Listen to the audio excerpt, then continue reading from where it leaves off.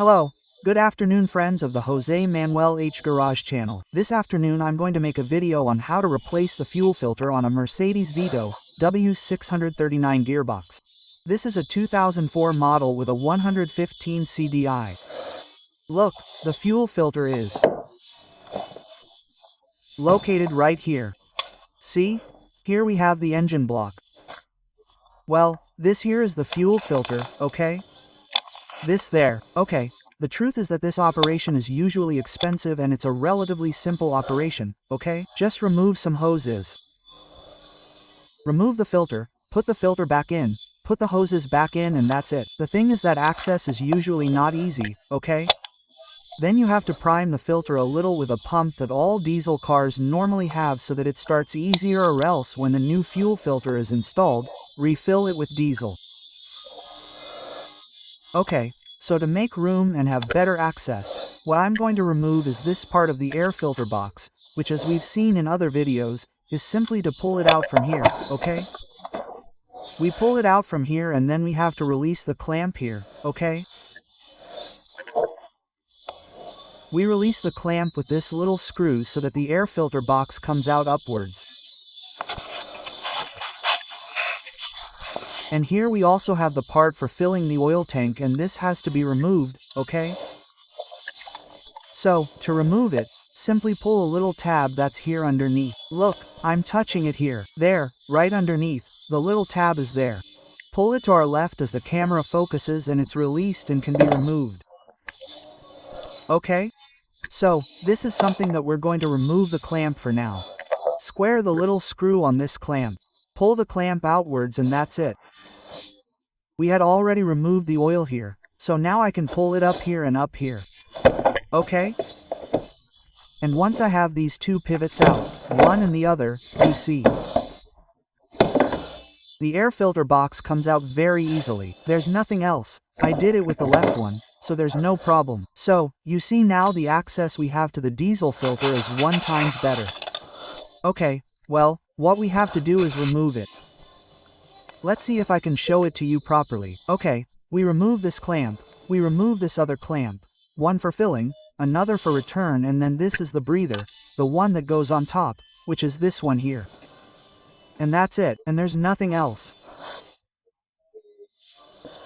And once I know that these clamps are removed, what I have to see is yes, look, the diesel filter is clamped here, it's clamped with this little screw here, so that's what we have to remove. Well, the first thing I'm going to do, I insist, is remove these two clamps. This one here that has this shape is the one that comes to the left towards us, and this one that comes from up here is the one on the right.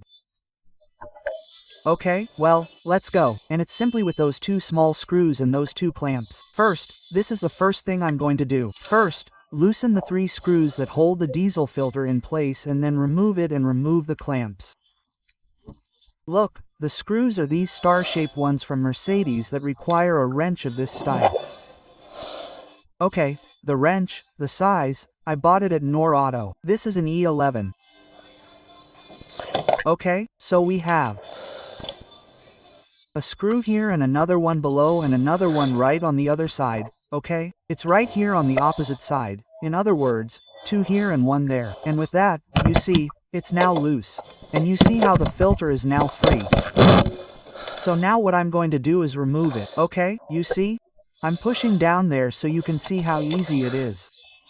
Okay, I'll take it out, and when I take it out, I'll release the... Hey, taking it out like this is fine, because I have to remove this clamp, and now I can remove, the 3 little tubes that I told you about. The one on the left, the one on the right, and the one for this air intake. The thing is that I'm seeing that the diesel filter that I bought doesn't have this intake, so I don't think it's going to work. I don't think it's going to work. It makes me really angry, but not the little tubes. The one up here is this little piece here. Do you see that it's come out? Do you see? It goes here. Let's see if you can see. This little piece that goes here. Okay, so the only thing left to do now is remove the clamp. I think my diesel filter works well because it's screwed in here.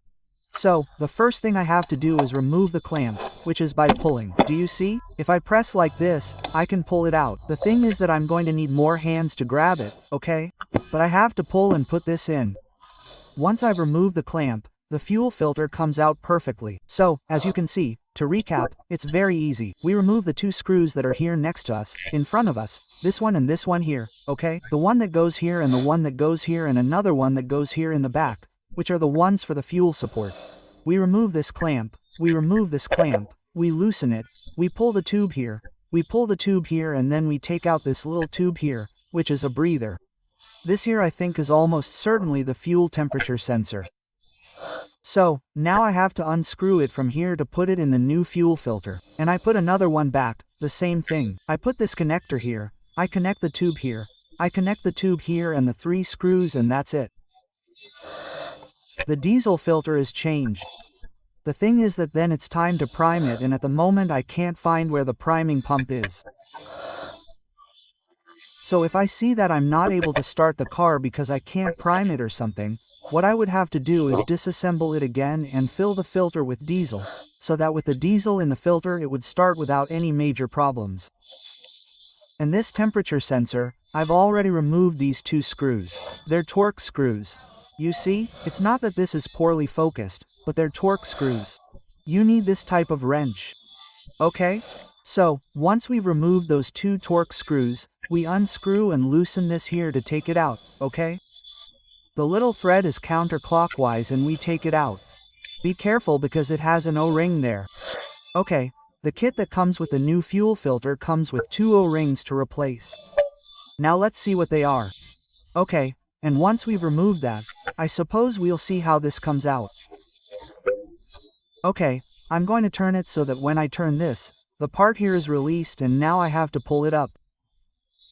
I need both hands. Okay, I'll pull this up and that's it. I imagine the other O-ring will be the help of a screwdriver. Being careful not to break anything, we'll pry it up a little and then we'll take this out from here on one side. And this is the shape of the temperature sensor. Do you see? It actually has the 2 sensors there and it has 2 O-rings here, these 2 orange ones. Okay? So, that's it. I'm going to clean everything a little and I'm going to put it in the new fuel filter. And I think these 2 things need to be changed. This is the new soil filter, which does indeed come with a bag with 2 O-rings. The 2 O-rings here, okay? The part number I have for my VITO 115 CDI from 2004. W639 W639 gearbox.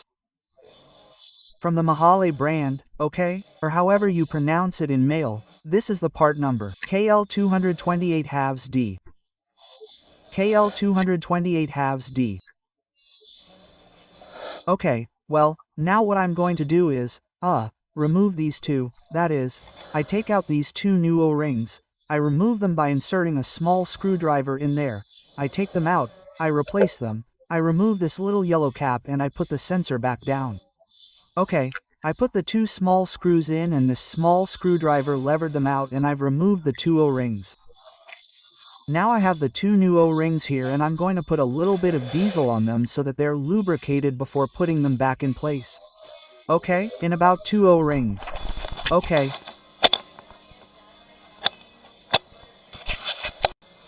Okay, now I have the 2 O-rings in place. Okay, so now we're going to put the temperature sensor in its place. To do that, we'll remove this little yellow cap.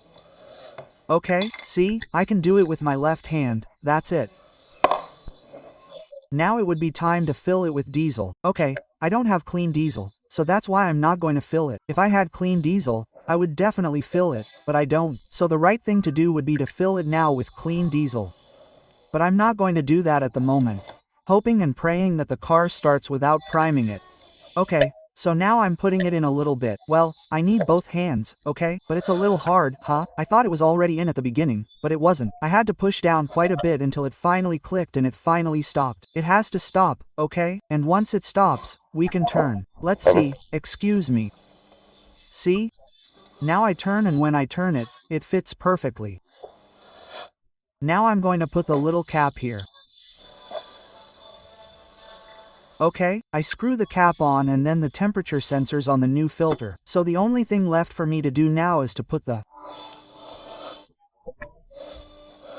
2 sockets, place it, tighten it, put the temperature sensor connector and see if it starts without priming it. What I've done is put the diesel filter in place, then I'll put the screws in, and once I have it in place, when I put the little ones down, the one on top, the one on the bottom, the one on the other side.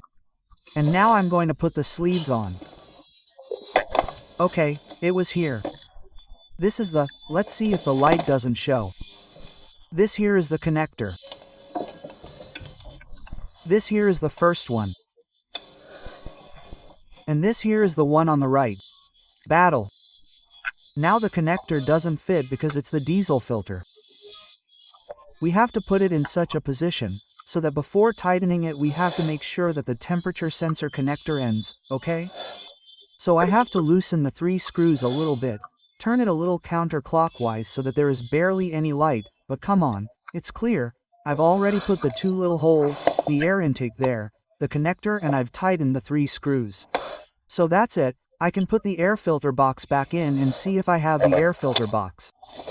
These 2 circular intakes, do you see? This has to hook into. Wait a second, the little circle there comes and it has to hook into the little circle here. Then we have this intake, this part here that goes into the little hole here, and also put the oil filler that is hooked into this support. Okay, so I have already hooked these 2 front lugs. The ones in the back that I mentioned. Here, this air intake has already fitted, and now we have to fit this sleeve here. Okay, ready, fitted. We just need to tighten the clamp. Okay, and this is where my flashlight is falling, and that's why I'm moving so much. Okay. And here we simply lift this up here, put it in place, and clack, it's already attached. Okay, I just need to tighten it. Let's try to start the van and see if we have any luck. I'm not sure here. Let's see, because I'm not sure if this filter has a primer, right? Not all cars have it. Let's see. Well, for now it started, and if it started the first time now, If now the diesel is passing through there and it doesn't stall, problem solved. It didn't need to be primed, and from the looks of it, it's not stalling, it's holding up. I'm going to accelerate a little.